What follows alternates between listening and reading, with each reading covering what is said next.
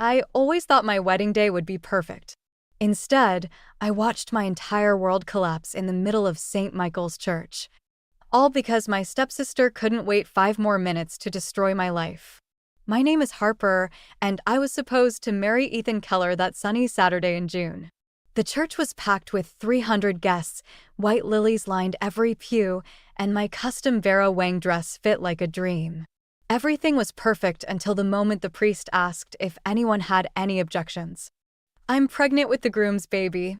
The words echoed through the church like a gunshot. I turned to see Chloe, my stepsister, standing in the center aisle, tears streaming down her face.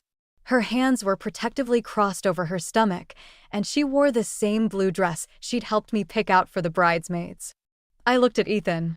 His face had gone ghost white, and he was staring at Chloe with an expression I'd never seen before, guilt mixed with something else.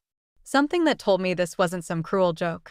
"Harper, Ethan reached for my hand, but I pulled away.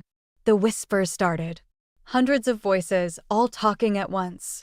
I caught fragments. "Oh my God, did you know?" Poor Harper. My mother rushed past me to Chloe's side, wrapping her arms around her. Of course she did. She always chose Chloe.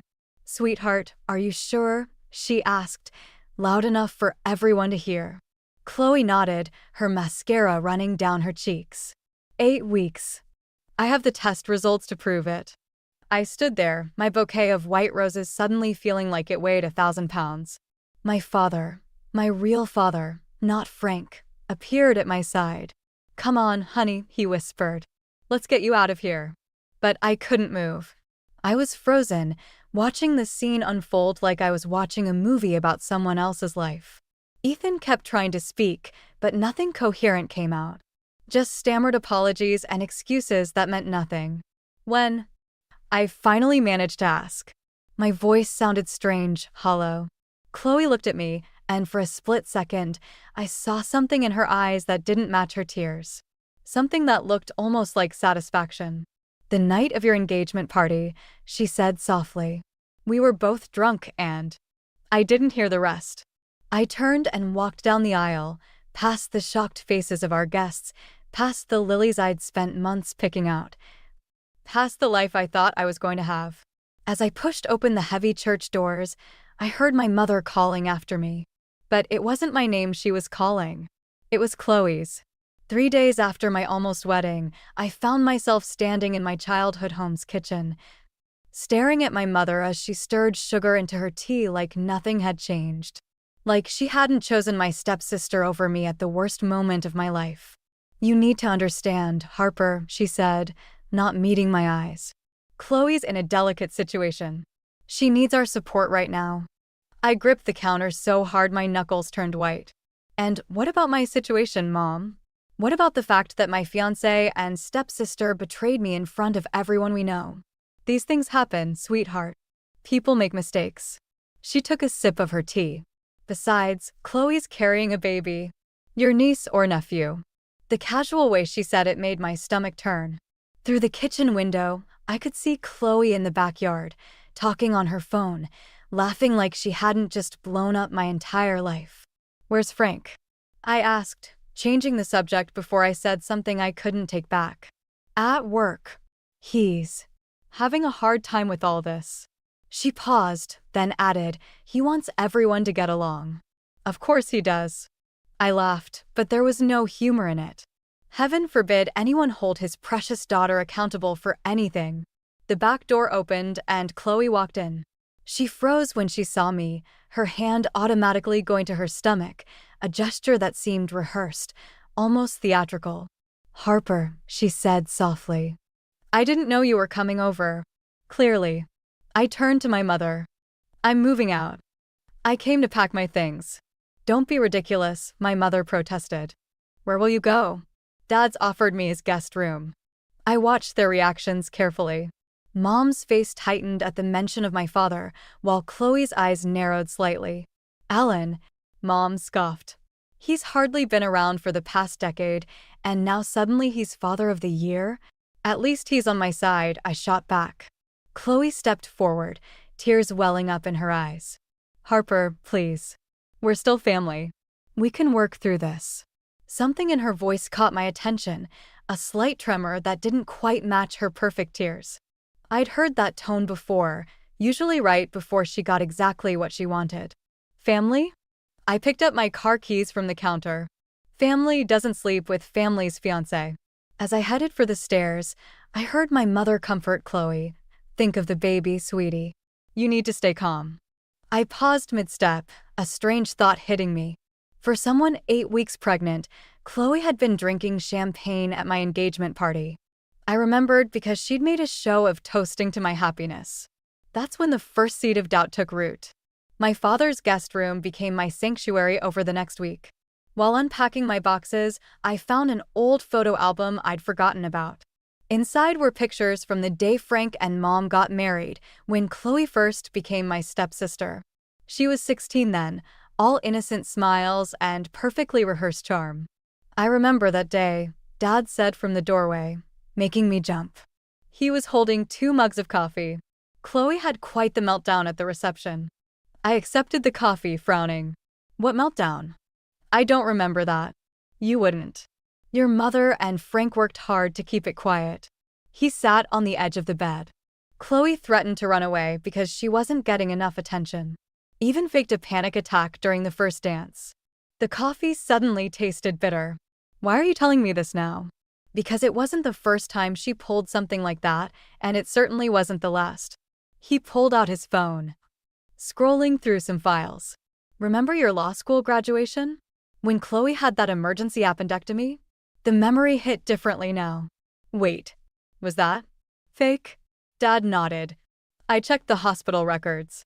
No surgery that day, not even an admission. My hands started shaking. How do you know all this? I'm still on the hospital's board of directors, Harper. And after what happened at the wedding, I did some digging. He paused, studying my face. There's more. A lot more. Just then, my phone buzzed with a text from my mother. Chloe had her first ultrasound today. Everything looks perfect. Wish you'd been there. I showed Dad the message. He read it, then asked, Did you know it's impossible to see much of anything on an ultrasound at 8 weeks besides a gestational sac? The pieces started falling into place. The champagne at the engagement party, the perfectly timed wedding interruption, the rehearsed tears. My lawyer's mind kicked into gear, analyzing patterns and collecting evidence. I need proof, I said, more to myself than to Dad. Real proof. I might know someone who can help. He pulled out a business card. Rita Monroe. She's discreet, thorough, and owes me a favor. I stared at the card, thinking about Chloe's smug face at the wedding, my mother's blind support, and Ethan's guilty confusion. Something wasn't adding up, and I needed to know why. One more thing, Dad added, his voice careful. Rita found something interesting about the timing of Frank and Carol's engagement 15 years ago. Apparently, Chloe had quite a lot to do with your mother leaving me. I felt the ground shift beneath me again, but this time, instead of despair, I felt something else, determination. Call her, I said, gripping the business card. I want to know everything. Rita Monroe's office wasn't what I expected. No frosted glass door with a detective's name stenciled on it, just a modern co-working space filled with startups and freelancers. She wore yoga pants and a blazer, looking more like a tech entrepreneur than a private investigator. Your father mentioned you're a lawyer, she said, sliding a manila folder across her desk. So I'll be direct. Chloe's done this before. I opened the folder and found myself staring at a series of social media posts from 3 years ago. Chloe, looking distraught, announcing a pregnancy. Sympathy comments flooded each post. 2 months later, a heartbreaking miscarriage announcement. Keep reading, Rita said. The next set of documents showed medical records. Or rather, the lack of them. No pregnancy tests, no doctor visits, nothing to support her claims. There's more, Rita continued. Remember Thomas Green? My stomach lurched. Thomas had been Chloe's boyfriend during college. He died in a car accident. After Chloe accused him of cheating, she posted about catching him with another woman the night before the crash. Rita pulled up an old news article, but traffic cameras show he was alone at a gas station when she claimed to have seen him. He was rushing to confront her about the lie when he lost control of his car. My hands started shaking. Does my mother know about any of this? Your mother believes what she wants to believe. But here's what's interesting. Rita pulled out her phone and played a recording. Chloe's voice filled the room, talking to someone at what sounded like a cafe. Of course I'm not really pregnant, Chloe laughed. But you should have seen Harper's face when I said it was Ethan's.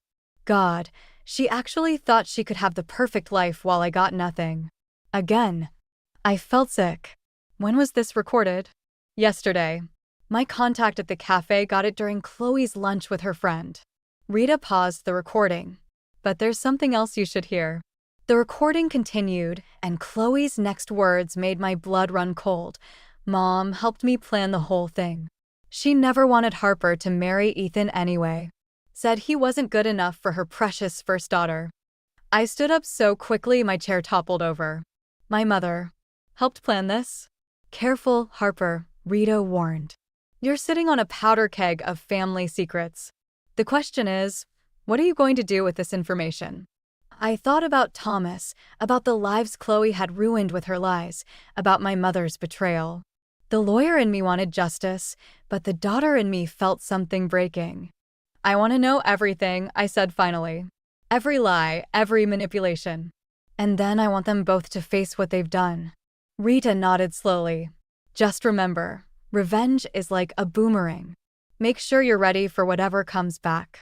The cafe security footage played on Rita's laptop, showing Chloe meeting with my mother 2 days before my wedding.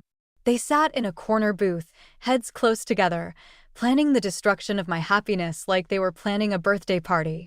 Watch this part carefully, Rita said, turning up the volume. On screen, my mother pulled out what looked like medical documents.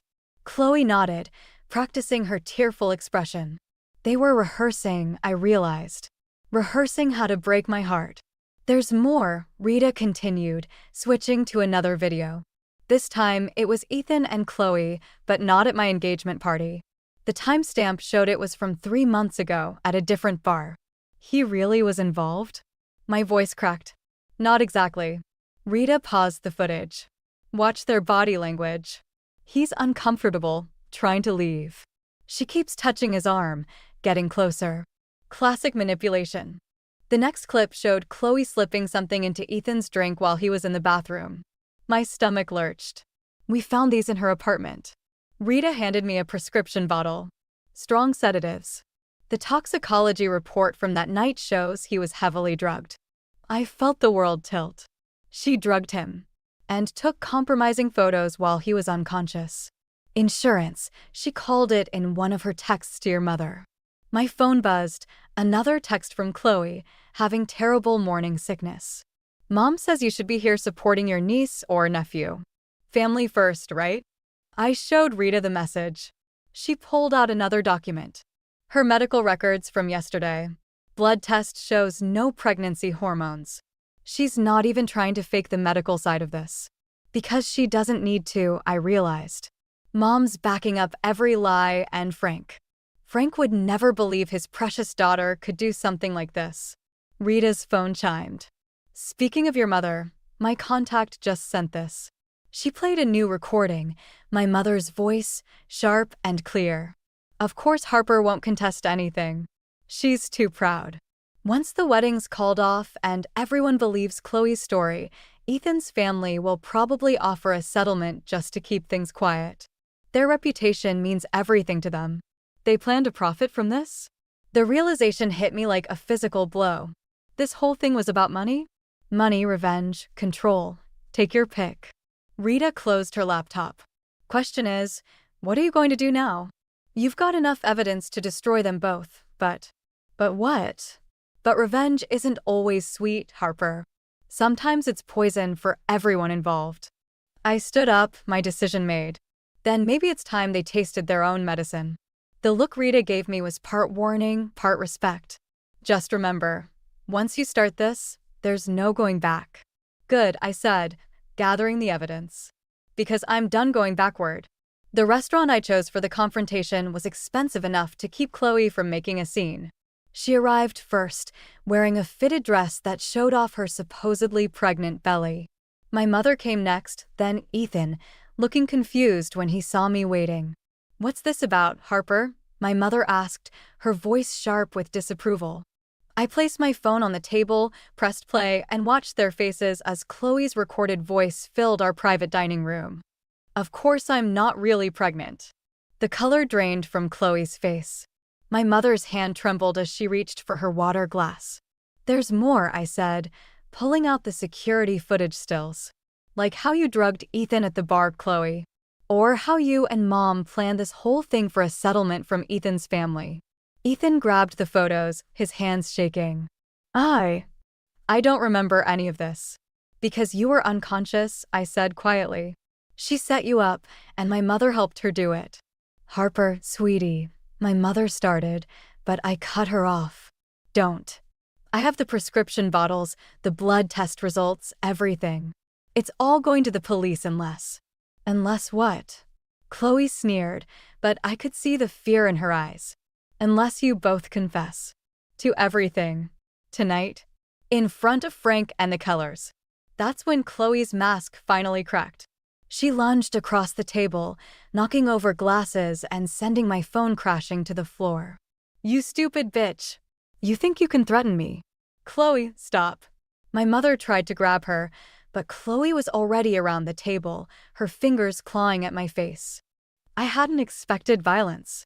As we struggled, I heard my mother screaming, Ethan trying to pull Chloe away. Then a sharp pain exploded in my temple as my head hit the corner of a chair. The last thing I saw before everything went dark was Chloe's face, twisted with something that looked like triumph. I woke up in the hospital with a concussion and a bitter realization.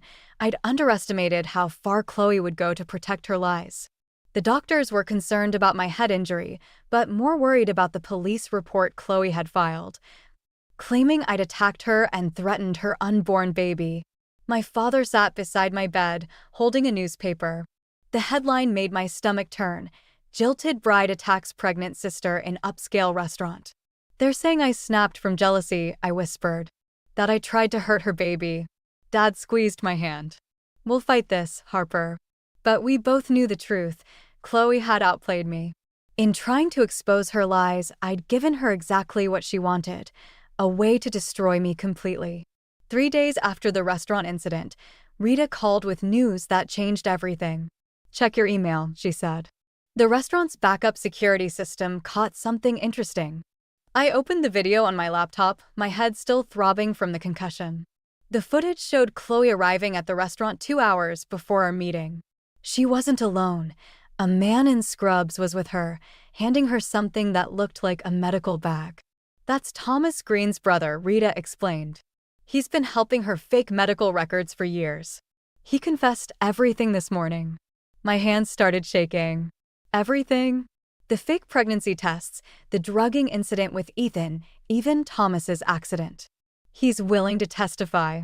I was still watching the footage when my phone buzzed. "Ethan. Harper, you need to get to the hospital. Now. Chloe's here, and—" "Just hurry." 20 minutes later, I walked into the emergency room to find chaos. Chloe was screaming at a doctor while my mother tried to calm her down. Frank stood nearby, looking shell-shocked. Ethan was the first to see me. "They did a routine ultrasound," he said quietly. "There's no baby. There never was." Chloe spun toward me, her face contorted with rage. You did this." "No, Chloe," I said, pulling out my phone. "You did this. All of it." And Thomas Green's brother just confirmed everything. The color drained from her face. Behind her, I saw my mother sway slightly. "I don't know what you're talking about," Chloe stammered, but Frank stepped forward. "Thomas's brother?" His voice was barely a whisper. "The night Thomas died was no accident," I finished. "She set him up, just like she tried to set me up. Just like she drugged Ethan." "You can't prove any of this," my mother cut in, but her voice trembled. I played the security footage. Then the confession. With each revelation, Chloe seemed to shrink, her carefully constructed world crumbling around her. "Why?" Frank asked, tears in his eyes. "Chloe, why would you do this?" Because she always gets everything. Chloe screamed, pointing at me. The perfect career, the perfect fiancé, the perfect life. While I get nothing but leftovers. No, I said quietly. You get exactly what you create, Chloe. And now everyone knows exactly who you are. As security guards approached, responding to the commotion, Chloe made one last desperate move. She lunged at me again, but this time, I was ready. I stepped aside, watching as she stumbled past me into the arms of waiting officers. I'm pressing charges, I announced, looking directly at my mother. For everything. The last thing I saw was Chloe's mask finally shattering completely, revealing the scared, angry girl who'd been hiding behind it all along. 6 months after the hospital confrontation, I sat in the courthouse hallway, waiting for Chloe's sentencing. My mother had taken a plea deal for her role in the scheme, and Frank had filed for divorce. The family we once were had shattered completely, but somehow I felt lighter. Ready? My father asked, touching my shoulder. Before I could answer, I saw Ethan approaching. He looked different, older, somehow. Harper, can we talk? There's nothing left to say, I started, but he held up his hand. I know. I read Chloe's psychiatric evaluation. About her childhood, before your parents married. The abuse, the abandonment. He paused. It doesn't excuse what she did, but maybe it explains some things. I thought about the scared little girl I'd glimpsed in Chloe's eyes that day in the hospital. Maybe. But we all have trauma, Ethan. We don't all choose to destroy people. The courtroom doors opened. As Chloe was let in, our eyes met briefly. For the first time, I saw something real in her expression, not manipulation or anger, but raw, unfiltered pain. The judge's sentence was fair, 3 years for the drugging, fraud, and assault charges. But it was her mandatory psychiatric treatment that felt like the real justice. Later that evening, I found a letter in my mailbox. My mother's handwriting. I almost threw it away, but something made me open it. Harper, I failed you both. I thought I was protecting Chloe from becoming that broken little girl again, but in doing so, I broke something just as precious, your trust. I'm not asking for forgiveness. I'm just finally telling you the truth. I was wrong. And I'm sorry. I folded the letter, thinking about cycles of pain and protection. About how trying to prevent one person's suffering can blind us to the suffering we cause others. Rita called as I was leaving the courthouse. How are you feeling? Like I won, I said. But also like nobody really won at all. That's usually how justice works, she replied. By the way, Frank asked me to look into Thomas Green's accident again. The statute of limitations isn't up yet. I thought about Thomas's brother, about all the ripples of damage Chloe had caused. No, I said finally. Some truths need to stay buried. His family suffered enough. As I drove home, I passed the church where my almost wedding had happened. The pain was still there, but it had transformed into something else, understanding, maybe, or wisdom. My phone buzzed with a text from my father. Dinner tonight? Yes, I replied, smiling slightly. But I'm choosing the restaurant this time. Sometimes the happy ending isn't getting everything you wanted. Sometimes it's finally understanding what you needed all along.